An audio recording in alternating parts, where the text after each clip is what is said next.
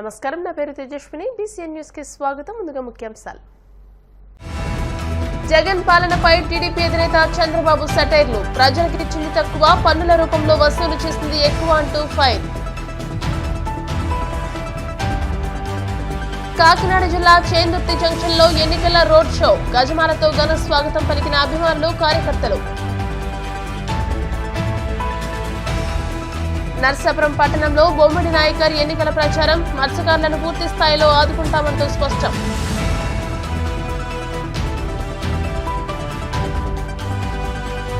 వాడపల్లిలో ప్రత్యేక పూజలు. స్వామిని దర్శించుకుని తరించిపోయిన భక్తజనం.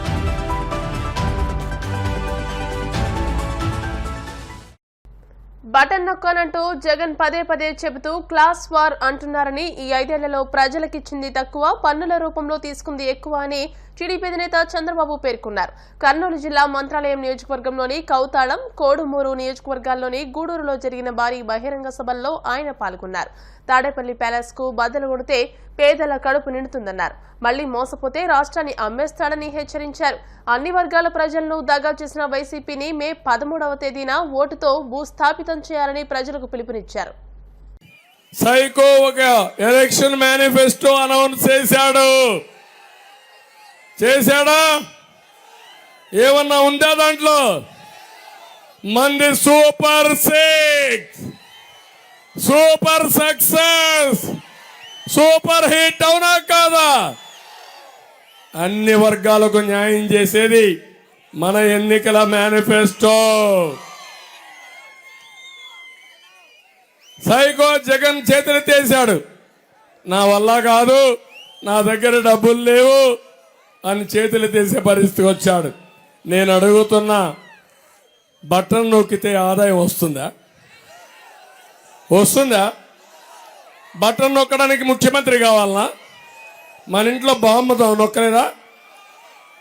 మన ముసలావిడ ఉంటుంది, ఆవిడ దగ్గరికి ఇస్తే బటన్ నొక్కమంటే అదే పని కదా.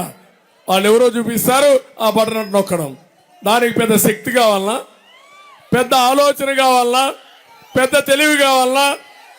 ఇంట్లో చిన్న పిల్లలు ఉంటారు, కంప్యూటర్తో ఆడుకుంటా ఉంటారు, వాళ్ళు నొక్కమంటే నొక్కేస్తారు. అవునా కాదా? నాయకుడు అంటే, ముఖ్యమంత్రి అంటే విజన్ ఉండాలి. ఏం చేస్తే పిల్లలకు ఉద్యోగాలు వస్తాయో ఆలోచించాలి. మీ భవిష్యత్తు గురించి ఆలోచించాలి. వ్యవసాయ రంగంలో మార్పులు తీసుకురావాలి. గ్రామీణ ప్రజల అవసరాలు తీర్చాలి.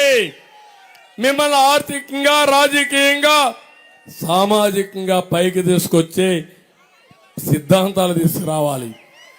మీరు ఒక విషయం మీరు గుర్తుపెట్టుకోండి, ప్రభుత్వం అంటే విస్తృతమైన అధికారాలు ఉంటాయి. ఆ అధికారాలు పేదవాళ్ళ కోసం ఉపయోగించి మీ సంపద పెంచి, మీ ఆదాయాన్ని పెంచి, ప్రభుత్వ ఆదాయం పెంచడం నాయకుడు అనేవాడు ఇది. అట్లా కాకుండా ఈరోజు నీళ్లున్నాయా తమ్ముళ్ళు మీకు అని అడుగుతున్నా. నేను ఆలోచించాను, ఒక పక్క రాయలసీమ ప్రాజెక్టుల కోసం 12,000 కోట్ల రూపాయలు ఖర్చు పెట్టాను. మీరెంత ఖర్చు పెట్టారు? 5 ఏళ్లలో 2,000 కోట్లు ఖర్చు పెట్టాం. 12,000 ఎక్కడో, 2,000 ఎక్కడో ఒక్కసారి మీరు ఆలోచించండి. అది నా విజన్. ఇది ఒక పాయిజనస్ యాక్టివిటీ. ఈ వ్యక్తికి ప్రజల మీద ప్రేమ లేదు, మీ ఆస్తుల మీద ప్రేమ, ప్రజా ఆస్తులు దోచుకోవాలన్న ఆలోచన తప్ప ప్రజల్ని ఎప్పుడూ కాపాడాలన్న ఆలోచన లేదు. నేను అడుగుతున్న ఒక్క విషయం, ఈరోజు ఇప్పటికైనా మన రాజధాని ఏది తమ్ముళ్ళు ఐడియా ఉందా మీకు? కాకినాడ జిల్లా పిఠాపురం నియోజకవర్గంలో జనసేన పార్టీ అధినేత పవన్ కళ్యాణ్ విస్తృతంగా పర్యటిస్తున్నారు. గొల్లప్రోలు మండలం చేందుర్తి జంక్షన్ నుండి ఎన్నికల రోడ్ షో ఉత్సాహంగా నిర్వహించారు. ఈ సందర్భంగా పార్టీ నాయకులు, కార్యకర్తలు గజమాలతో ఘన స్వాగతం పలికారు. చేందుర్తి గ్రామం నుంచి వన్నెపొడి జంక్షన్ వరకు పవన్ కళ్యాణ్ రోడ్ షో నిర్వహించారు.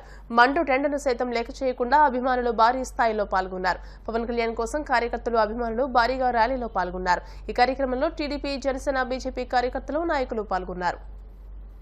కూటమి అధికారంలోకి వచ్చిన వెంటనే చేనేత కార్మికులను పూర్తి స్థాయిలో ఆదుకుంటామని టీడీపీ, బీజేపీ, జనసేన పార్టీల ఉమ్మడి అభ్యర్థి బొమ్మడి నాయకర్ పేర్కొన్నారు. పశ్చిమ గోదావరి జిల్లా నరసాపురం పట్టణంలోని 25వ వార్డులో కూటమి ఆధ్వర్యంలో టీడీపీ, బీజేపీ, జనసేన పార్టీల నాయకులు, కార్యకర్తలు ఎన్నికల ప్రచారాన్ని నిర్వహించారు.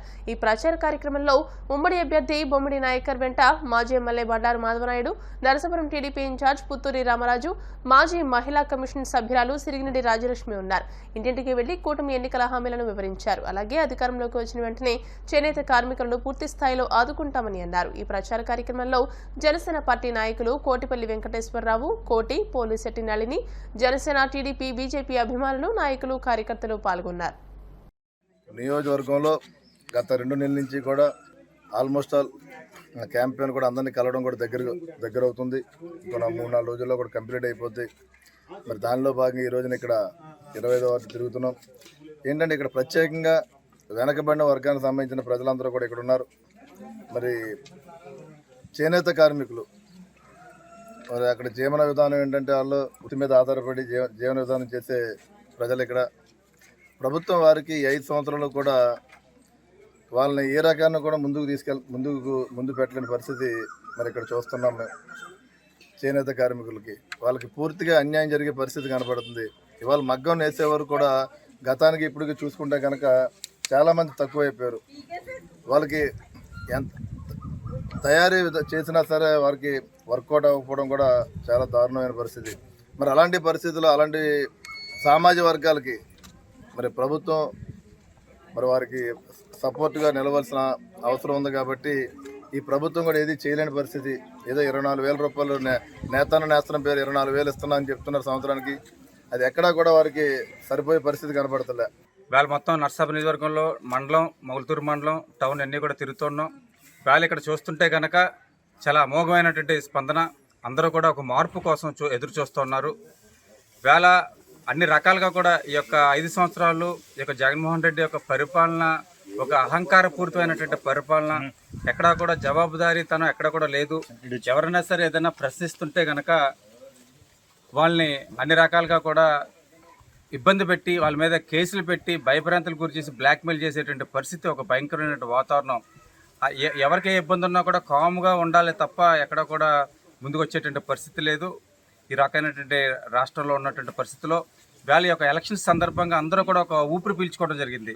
ఎప్పుడు మే 13వ తారీఖు వస్తుందా, మనం బదులు తీసుకుందామని చెప్పేసి.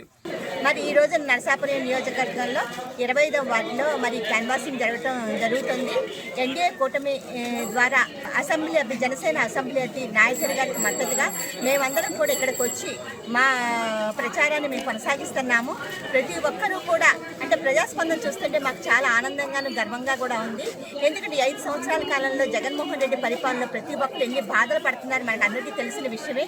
నాయకుడి గారు వస్తే కనుక ఈ నరసాపురం నియోజకవర్గానికి నరసాపురం మరింత అభివృద్ధి చెందుతుందని ఒక సంకల్పంతో ప్రతి ఒక్కరు హారతలు పలుకుతూ వారి ప్రజాస్పందని మరీ సంతోషంగా తెలుపుతున్నారు. రైతును రాజును చేసేలా వైఎస్ జగన్మోహన్ రెడ్డి మేనిఫెస్టో రూపొందించారని వైసీపీ అధికార ప్రతినిధి బ్రహ్మానందరెడ్డి పేర్కొన్నారు. తాడపల్లిలో ఆయన మేనిఫెస్టోపై మీడియాతో మాట్లాడుతూ సీఎం జగన్ పాలనలో రైతులకు ఎప్పుడూ జరగని మేలు జరిగిందని, కౌలు రైతులకు సైతం రైతు భరోసా పథకాన్ని జగన్ అందించారన్నారు. ఆర్బీకేల ఏర్పాట్లతో అన్ని రకాల సాంకేతిక పరిజ్ఞానం కూడా రైతులకు అందేలా జగన్ చేశారని, ఉచిత రైతు బీమా నుంచి రైతులకు అన్ని రకాలుగా మేలు చేస్తారని అన్నారు.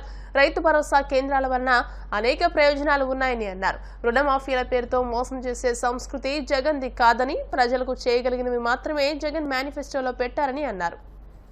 గతంలో మేనిఫెస్టోను చరిత్రలో ఎప్పుడూ లేనటువంటి విధంగా 99% మేనిఫెస్టోను కార్యరూపం దాల్పించినటువంటి నాయకుడు భారతదేశ చరిత్రలో 77 సంవత్సరాల స్వాతంత్ర్యంలో అది ఒక్క జగన్మోహన్ రెడ్డి గారికి దక్కింది.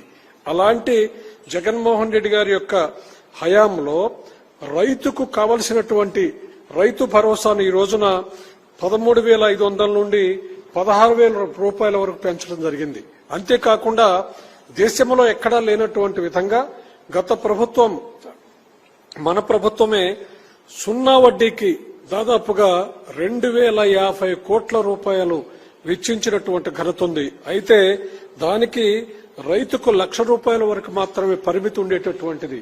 కానీ ఈ రోజున జగన్మోహన్ రెడ్డి గారు ఇచ్చినటువంటి మేనిఫెస్టోలో 3 లక్షల రూపాయల వరకు కూడా 0 వడ్డీ రుణం ఇచ్చేటటువంటి వసతి రైతుకు కల్పించడం జరిగింది.